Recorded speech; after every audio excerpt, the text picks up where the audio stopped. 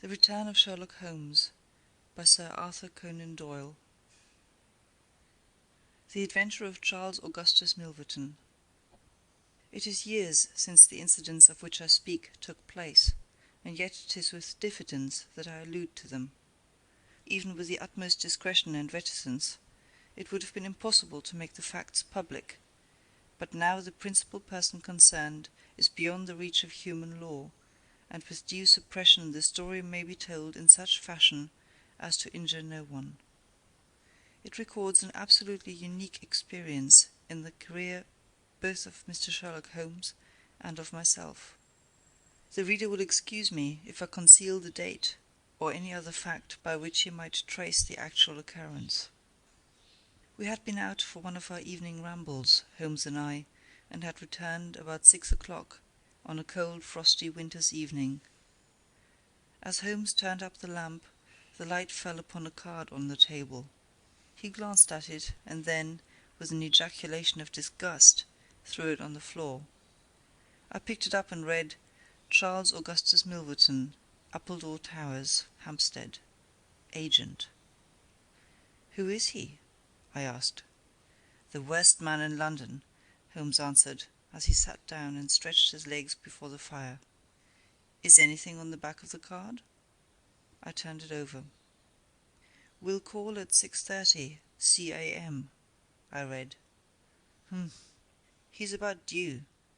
Do you feel a creeping, shrinking sensation, Watson, when you stand before the serpents in the zoo and see the slithery, gliding, venomous creatures, with their deadly eyes and wicked, flattened faces? Well, that's how Milverton impresses me. I've had to do with 50 murderers in my career, but the worst of them never gave me the repulsion which I have for this fellow. And yet I can't get out of doing business with him. Indeed, he is here at my invitation." "But who is he?" "I'll tell you, Watson. He is the king of all the blackmailers. Heaven help the man, and still more the woman, whose secret and reputation come into the power of Milverton.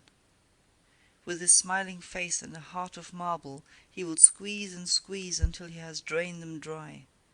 The fellow's a genius in his way, and would have made his mark in some more savoury trade. His method is as follows. He allows it to be known that he is prepared to pay very high sums for letters which compromise people of wealth and position. He receives these wares not only from treacherous valets or maids, but frequently from genteel ruffians who have gained the confidence and affection of trusting women. He deals with no niggard hand. I happen to know that he paid £700 to a footman for a note 2 lines in length, and that the ruin of a noble family was the result. Everything which is in the market goes to Milverton, and there are hundreds in this great city who turn white at his name. No one knows where his grip may fall, for he is far too rich and far too cunning to work from hand to mouth. He will hold a card back for years in order to play it at the moment when the stake is best worth winning.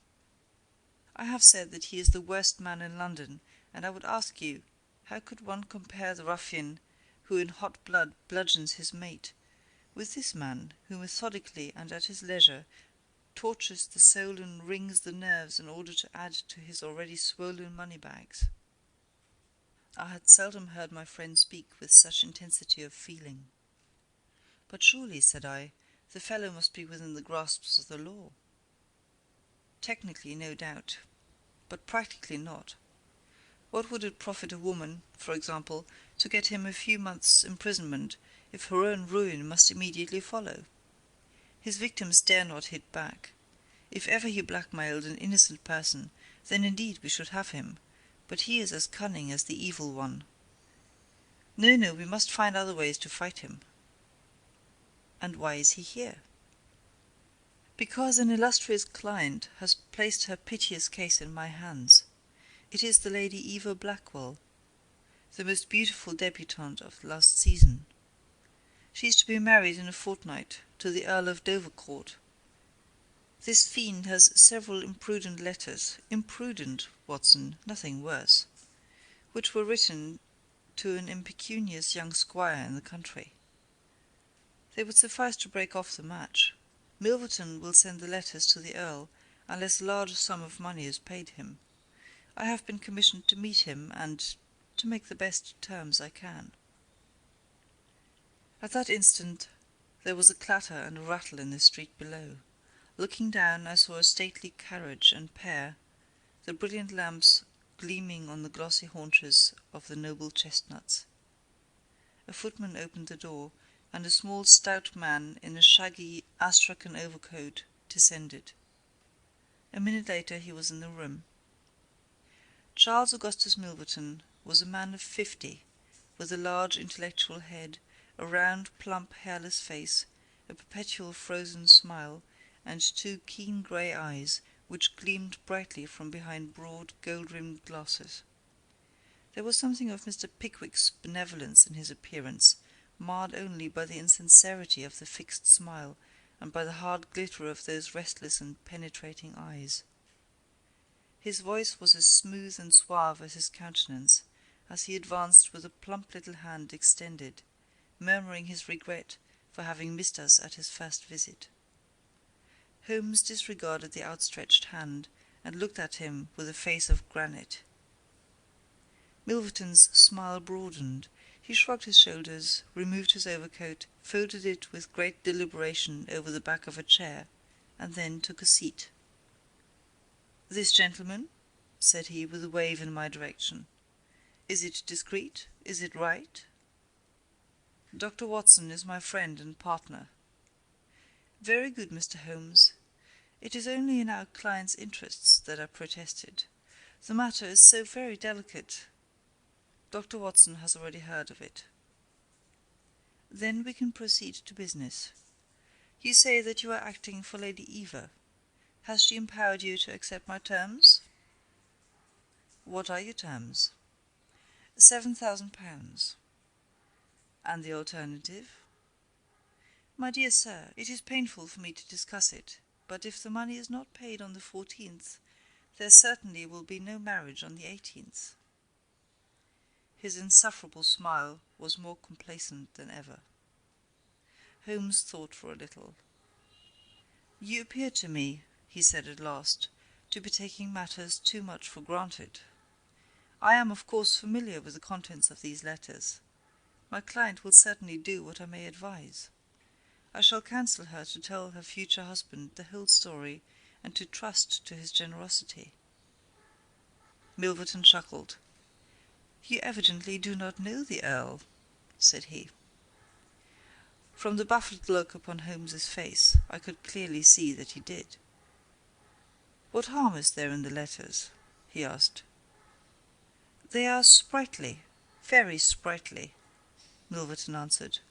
"The lady was a charming correspondent, but I can assure you that the Earl of Dovercourt would fail to appreciate them.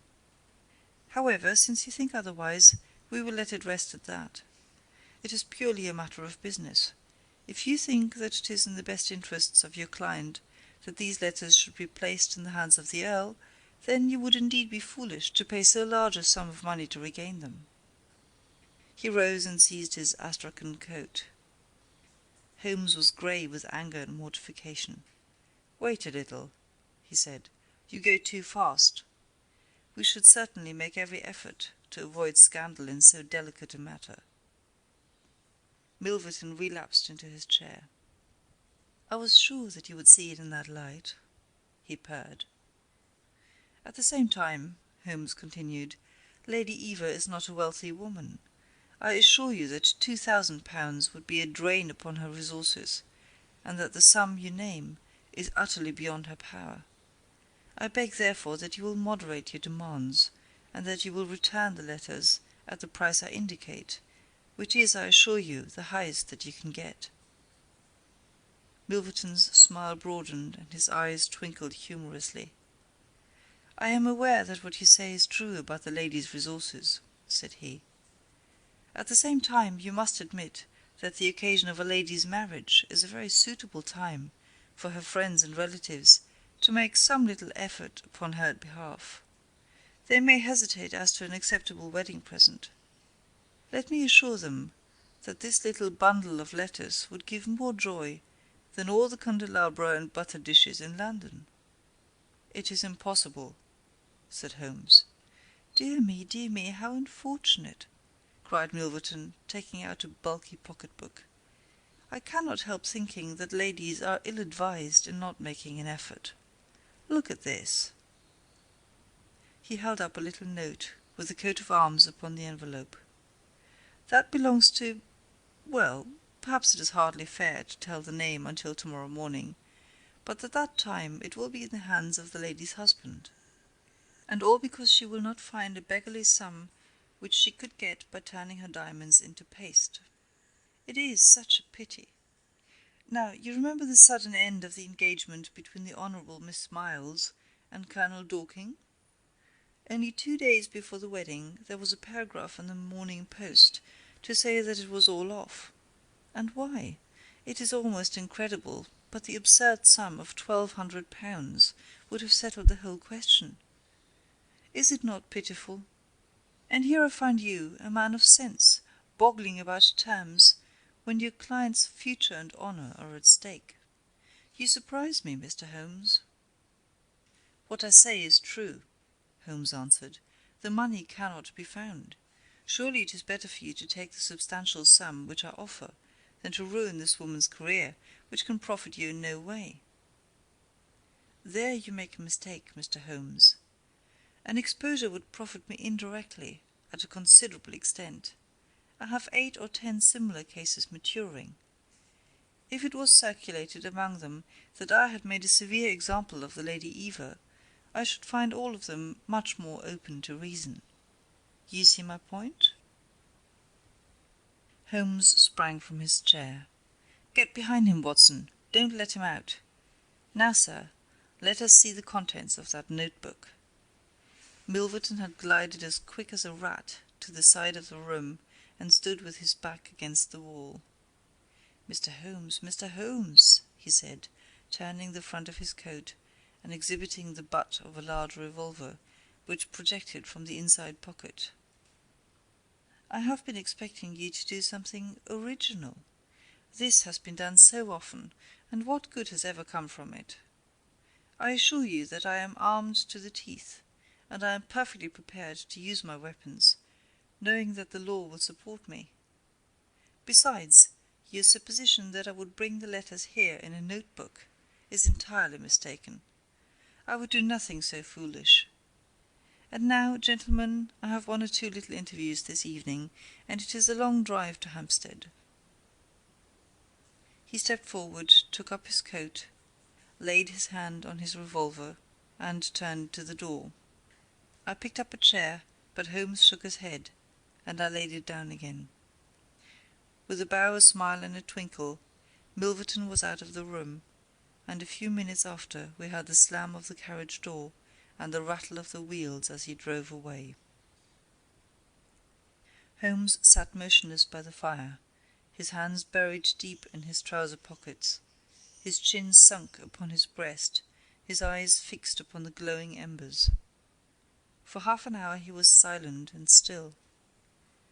Then, with the gesture of a man who has taken his decision, he sprang to his feet and passed into his bedroom. A little later a rakish young workman, with a goatee beard and a swagger, lit his clay pipe at the lamp before descending into the street. "I'll be back some time, Watson," said he, and vanished into the night. I understood that he had opened his campaign against Charles Augustus Milverton, but I little dreamed the strange shape which that campaign was destined to take. For some days Holmes came and went at all hours in his attire, but beyond a remark that his time was spent at Hampstead, and that it was not wasted, I knew nothing of what he was doing. At last, however, on a wild, tempestuous evening, when the wind screamed and rattled against the windows, he returned from his last expedition, and having removed his disguise, he sat before the fire and laughed heartily in his silent inward fashion. "You would not call me a marrying man, Watson?" "No, indeed." "You'll be interested to hear that I'm engaged." "My dear fellow, I to Milverton's housemaid." "Good heavens, Holmes!" "I wanted information, Watson." Surely you have gone too far." "It was a most necessary step. I am a plumber with a rising business, Escott by name. I have walked out with her each evening, and I have talked with her. Good heavens, those talks! However, I have got all I wanted. I know Milverton's house as I know the palm of my hand." "But the girl, Holmes?" He shrugged his shoulders. "You can't help it, my dear Watson. You must play your cards as best you can, when such a stake is on the table. However, I rejoice to say that I have a hated rival, who will certainly cut me out the instant my back is turned. What a splendid night it is!" "You like this weather?" "It suits my purpose. Watson, I mean to burgle Milverton's house tonight." I had a catching of the breath, and my skin went cold at the words, which were slowly uttered in a tone of concentrated resolution. As a flash of lightning in the light shows up in an instant every detail of a wild landscape, so at one glance I seemed to see every possible result of such an action. The detection, the capture, the honoured career ending in irreparable failure and disgrace, my friend himself lying at the mercy of the odious Milverton. "For heaven's sake, Holmes, think what you are doing!" I cried. "My dear fellow, I have given it every consideration. I am never precipitate in my actions, nor would I adopt so energetic, and indeed so dangerous a course, if any other were possible. Let us look at the matter clearly and fairly. I suppose that you will admit that the action is morally justifiable, though technically criminal. To burgle his house is no more than to forcibly take his pocket-book, an action in which you were prepared to aid me." I turned it over in my mind. "Yes," I said, "it is morally justifiable, so long as your object is to take no articles save those which are used for an illegal purpose." "Exactly. Since it is morally justifiable, I have only to consider the question of personal risk. Surely a gentleman should not lay much stress upon this, when a lady is in most desperate need of his help." "You will be in such a false position." "Well, that is part of the risk. There is no other possible way of regaining these letters. The unfortunate lady has not the money, and there are none of her people in whom she could confide. Tomorrow is the last day of grace, and unless we can get the letters tonight, this villain will be as good as his word, and will bring about her ruin. I must therefore abandon my client to her fate, or I must play this last card. Between ourselves, Watson, it's a sporting duel between this fellow Milverton and me. He had, as you saw, the best of the first exchanges, but my self-respect and my reputation are concerned to fight it to a finish." "Well, I don't like it, but I suppose it must be," said I. "When do we start?" "You are not coming." "Then you are not going," said I. "I give you my word of honour, and I never broke it in my life, that I will take a cab straight to the police station and give you away, unless you let me share this adventure with you." "You can't help me." "How do you know that? You can't tell what may happen. Anyway, my resolution is taken. Other people besides you have self-respect, and even reputations." Holmes had looked annoyed, but his brow cleared, and he clapped me on the shoulder. "Well, well, my dear fellow, be it so. We have shared this same room for some years, and it would be amusing if we ended by sharing the same cell. You know, Watson, I don't mind confessing to you that I have always had an idea that I would have made a highly efficient criminal. This is the chance of my lifetime in that direction. See here." He took a neat little leather case out of a drawer, and opening it, he exhibited a number of shining instruments. "This is a first-class, up-to-date burgling kit, with nickel-plated jemmy, diamond-tipped glass cutter, adaptable keys, and every modern improvement which the march of civilization demands. Here, too, is my dark lantern. Everything is in order. Have you a pair of silent shoes?" "I have rubber-soled tennis shoes." "Excellent. And a mask?" "I can make a couple out of black silk." "I can see that you have a strong natural turn for this sort of thing. Very good. Do you make the masks. We shall have some cold supper before we start. It is now 9:30. At 11 we shall drive as far as Church Row. It is a quarter of an hour's walk from there to Appledore Towers. We shall be at work before midnight.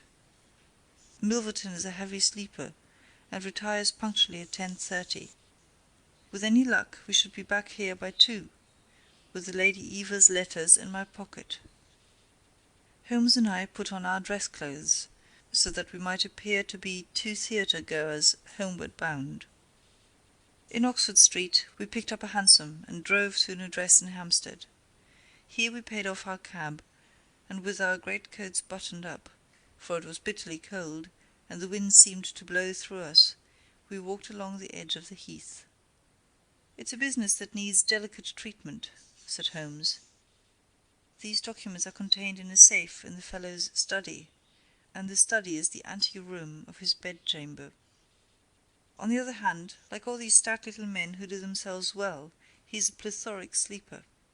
Agatha, that's my fiancée, says it is a joke in the servants' hall that it's impossible to wake the master. He has a secretary who is devoted to his interests, and never budges from the study all day.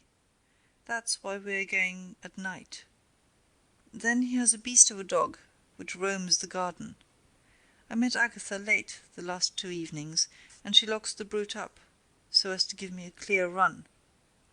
This is the house, this big one in its own grounds. Through the gate, now to the right among the laurels. We might put on our masks here, I think. You see there is not a glimmer of light in any of the windows, and everything is working splendidly. With our black silk face-coverings, which turned us into 2 of the most truculent figures in London, we stole up to the silent, gloomy house. A sort of tiled veranda extended along one side of it, lined by several windows and 2 doors. "That's his bedroom," Holmes whispered. "This door opens straight into the study. It would suit us best, but it is bolted as well as locked, and we should make too much noise getting in. Come round here. There's a greenhouse which opens into the drawing-room." The place was locked, but Holmes removed a circle of glass and turned the key from the inside. An instant afterwards he had closed the door behind us, and we had become felons in the eyes of the law. The thick warm air of the conservatory and the rich choking fragrance of exotic plants took us by the throat. He seized my hand in the darkness and led me swiftly past banks of shrubs which brushed against our faces. Holmes had remarkable powers, carefully cultivated, of seeing in the dark. Still holding my hand in one of his, he opened a door, and I was vaguely conscious that we had entered a large room in which a cigar had been smoked not long before. He felt his way among the furniture, opened another door, and closed it behind us. Putting out my hand, I felt several coats hanging from the wall, and understood that I was in a passage. We passed along it, and Holmes very gently opened a door upon the right-hand side. Something rushed out at us, and my heart sprang into my mouth, but I could have laughed when I realized that it was the cat. A fire was burning in this new room, and again the air was heavy with tobacco smoke. Holmes entered on tiptoe, waited for me to follow, and then very gently closed the door. We were in Milverton's study, and a portière at the farther side showed the entrance to his bedroom. It was a good fire, and the room was illuminated by it. Near the door I saw the gleam of an electric switch, but it was unnecessary, even if it had been safe, to turn it on. At one side of the fireplace was a heavy curtain which covered the bay window we had seen from the outside. On the other side was the door which communicated with the veranda. A desk stood in the centre, with a turning chair of shining red leather. Opposite was a large bookcase, with a marble bust of Athene on the top.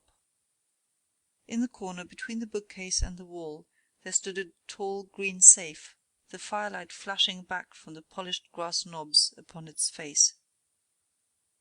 Holmes stole across and looked at it. Then he crept to the door of the bedroom, and stood with slanting head, listening intently. No sound came from within. Meanwhile it had struck me that it would be wise to secure our retreat through the outer door, so I examined it. To my amazement it was neither locked nor bolted. I touched Holmes on the arm, and he turned his masked face in that direction. I saw him start, and he was evidently as surprised as I. "I don't like it," he whispered, putting his lips to my very ear.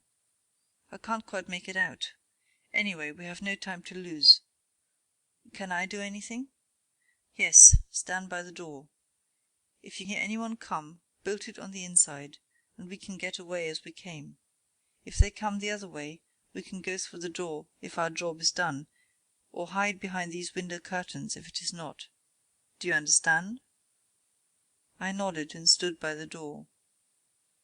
My first feeling of fear had passed away, and I thrilled now with a keener zest than I had ever enjoyed when we were the defenders of the law instead of its defiers. The high object of our mission, the consciousness that it was unselfish and chivalrous, the villainous character of our opponent, all added to the sporting interest of the adventure. Far from feeling guilty, I rejoiced and exulted in our dangers. With a glow of admiration, I watched Holmes unrolling his case of instruments and choosing his tool with the calm scientific accuracy of a surgeon who performs a delicate operation. I knew that the opening of safes was a particular hobby with him, and I understood the joy which it gave him to be confronted with this green and gold monster, the dragon which held in its maw the reputations of many fair ladies. Turning up the cuffs of his dress coat, he had placed his overcoat on a chair. Holmes laid out 2 drills, a jemmy, and several skeleton keys. I stood at the centre door, with my eyes glancing at each of the others, ready for an emergency, though indeed my plans were somewhat vague as to what I should do if we were interrupted.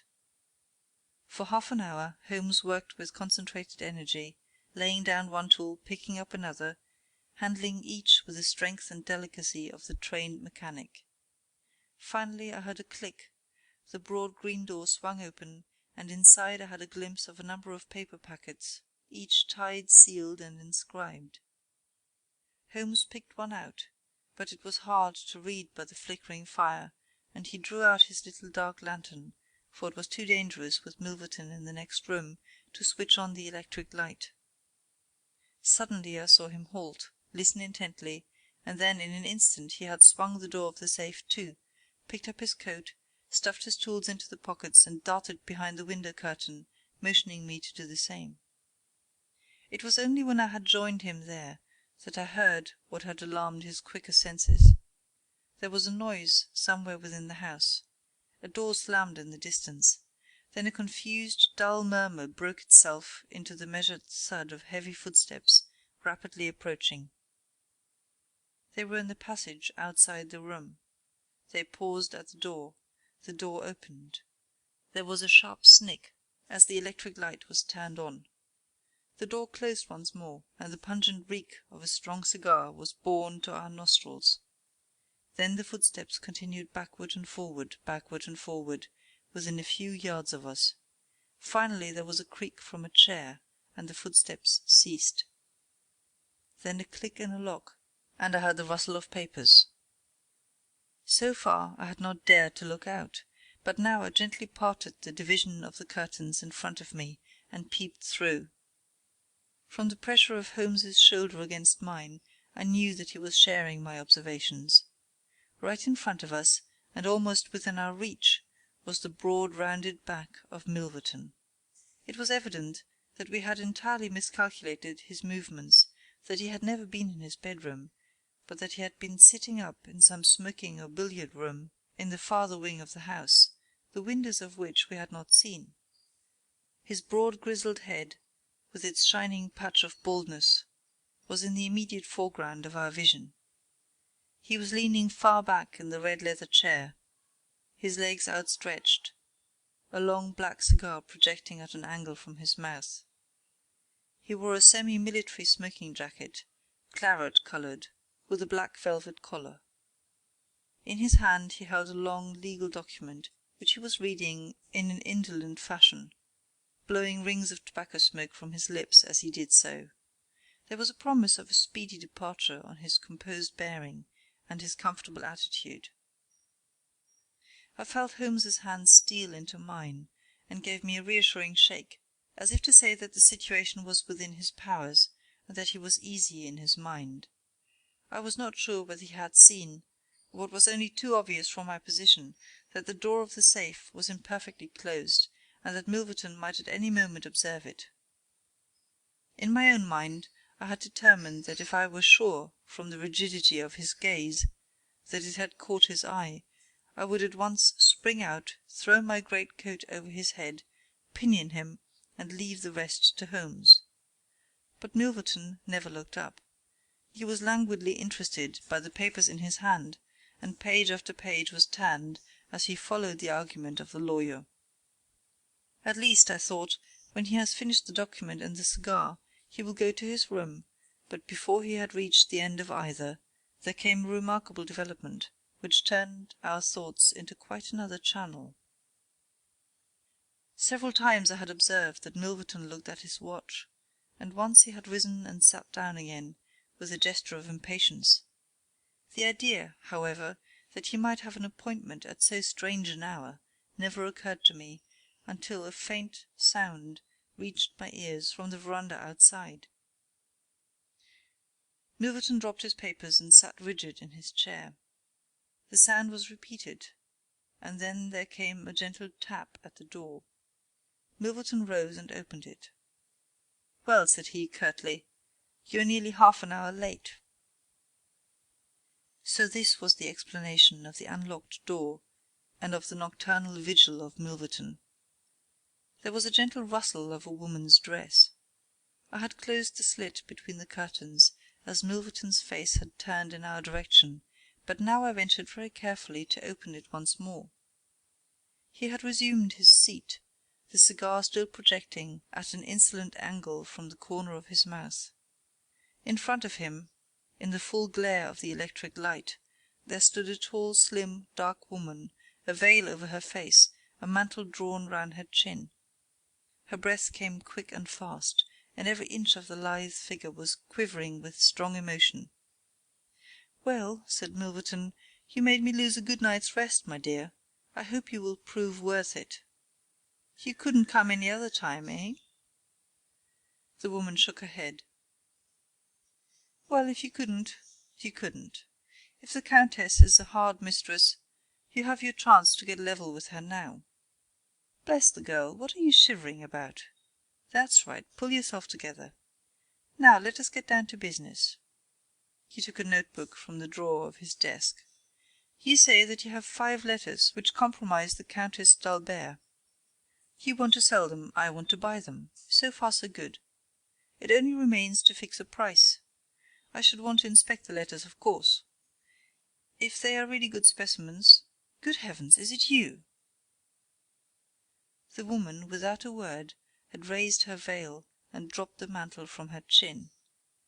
It was a dark, handsome, clear-cut face which confronted Milverton, a face with a curved nose, strong, dark eyebrows shading hard, glittering eyes, and a straight, thin-lipped mouth set in a dangerous smile.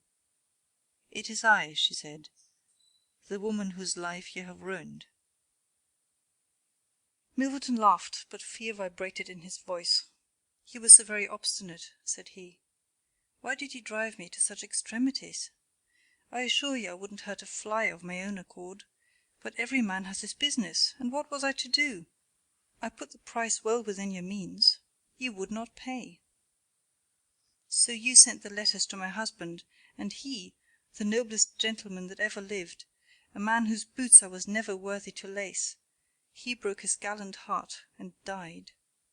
You remember that last night, when I came through that door, I begged and prayed you for mercy, and you laughed in my face as you are trying to laugh now, only your coward heart cannot keep your lips from twitching. Yes, you never thought to see me here again. But it was that night which taught me how I could meet you face to face, and alone. Well, Charles Milverton, what have you to say?" "Don't imagine that you can bully me," said he, rising to his feet. "I have only to raise my voice, and I could call my servants and have you arrested. But I will make allowance for your natural anger. Leave the room at once, as you came, and I will say no more." The woman stood with her hand buried in her bosom, and the same deadly smile on her thin lips. "You will ruin no more lives as you have ruined mine. You will wring no more hearts as you wrung mine. I will free the world of a poisonous thing. Take that, you hound, and that, and that, and that!" She had drawn a little gleaming revolver and emptied barrel after barrel into Milverton's body, the muzzle within 2 feet of his shirt front. He shrank away and then fell forward upon the table, coughing furiously and clawing among the papers. Then he staggered to his feet, received another shot, and rolled upon the floor. "You've done me," he cried, and lay still. The woman looked at him intently, and ground her heel into his upturned face. She looked again, but there was no sound or movement. I heard a sharp rustle, the night air blew into the heated room, and the avenger was gone. No interference upon our part could have saved the man from his fate, but as the woman poured bullet after bullet into Milverton's shrinking body, I was about to spring out, when I felt Holmes's cold, strong grasp upon my wrist. I understood the whole argument of that firm, restraining grip, that it was no affair of ours, that justice had overtaken a villain, that we had our own duties and our own objects, which were not to be lost sight of. But hardly had the woman rushed from the room, when Holmes, with swift, silent steps, was over at the other door. He turned the key in the lock. At the same instant we heard voices in the house and the sound of hurrying feet. The revolver shots had roused the household. With perfect coolness, Holmes slipped across to the safe, filled his 2 arms with bundles of letters, and poured them all into the fire. Again and again he did it, until the safe was empty. Someone turned the handle and beat upon the outside of the door. The letter which had been the messenger of death for Milverton lay all mottled with his blood upon the table. Holmes tossed it in among the blazing papers. Then he drew the key from the outer door, passed through after me, and locked it on the outside. "This way, Watson," said he. "We can scale the garden wall in this direction." I could not have believed that an alarm could have spread so swiftly. Looking back, the huge house was one blaze of light. The front door was open, and figures were rushing down the drive. The whole garden was alive with people, and one fellow raised a view-halloa as we emerged from the veranda and followed hard at our heels. Holmes seemed to know the grounds perfectly, and he threaded his way swiftly among a plantation of small trees, I close at his heels, and our foremost pursuer panting behind us. It was a 6-foot wall which barred our path, but he sprang to the top and over. As I did the same, I felt the hand of the man behind me grab at my ankle, but I kicked myself free and scrambled over a grass-strewn coping. I fell upon my face among some bushes, but Holmes had me on my feet in an instant, and together we dashed away across the huge expanse of Hampstead Heath. We had run 2 miles, I suppose, before Holmes at last halted and listened intently. All was absolute silence behind us. We had shaken off our pursuers and were safe. We had breakfasted and were smoking our morning pipe on the day after the remarkable experience which I have recorded, when Mr. Lestrade, of Scotland Yard, very solemn and impressive, was ushered into our modest sitting-room. "Good morning, Mr. Holmes," said he. "Good morning. May I ask if you are very busy just now?" "Not too busy to listen to you." "I thought that, perhaps, if you had nothing particular on hand, you might care to assist us in a most remarkable case which occurred only last night at Hampstead." "Dear me," said Holmes, "what was that?" "A murder, a most dramatic and remarkable murder. I know how keen you are upon these things, and I would take it as a great favour if you would step down to Appledore Towers and give us the benefit of your advice. It is no ordinary crime. We have had our eyes upon this Mr. Milverton for some time, and, between ourselves, he was a bit of a villain. He is known to have held papers which he used for blackmailing purposes. These papers have all been burned by the murderers. No article of value was taken, as it is probable that the criminals were men of good position, whose sole object was to prevent social exposure." "Criminals?" said Holmes. "Plural?" "Yes, there were two of them. They were as nearly as possible captured red-handed. We have their footmarks, we have their description, it's 10 to 1 that we trace them. The first fellow was a bit too active, but the second was caught by the under gardener and only got away after a struggle. He was a middle-sized, strongly built man, square jaw, thick neck, moustache, a mask over his eyes." "That's rather vague," said Sherlock Holmes. "Why, it might be a description of Watson." "It's true," said the inspector, with amusement. "It might be a description of Watson." "Well, I'm afraid I can't help you, Lestrade," said Holmes. "The fact is that I knew this fellow Milverton, that I considered him one of the most dangerous men in London, and that I think there are certain crimes which the law cannot touch, and which, therefore, to some extent, justify private revenge. No, it's no use arguing. I have made up my mind. My sympathies are with the criminals rather than with the victim, and I will not handle this case." Holmes had not said one word to me about the tragedy which we had witnessed, but I observed all the morning that he was in his most thoughtful mood, and he gave me the impression, from his vacant eyes and his abstracted manner, of a man who is striving to recall something to his memory. We were in the middle of our lunch when he suddenly sprang to his feet. "By Jove, Watson, I've got it!" he cried. "Take your hat, come with me."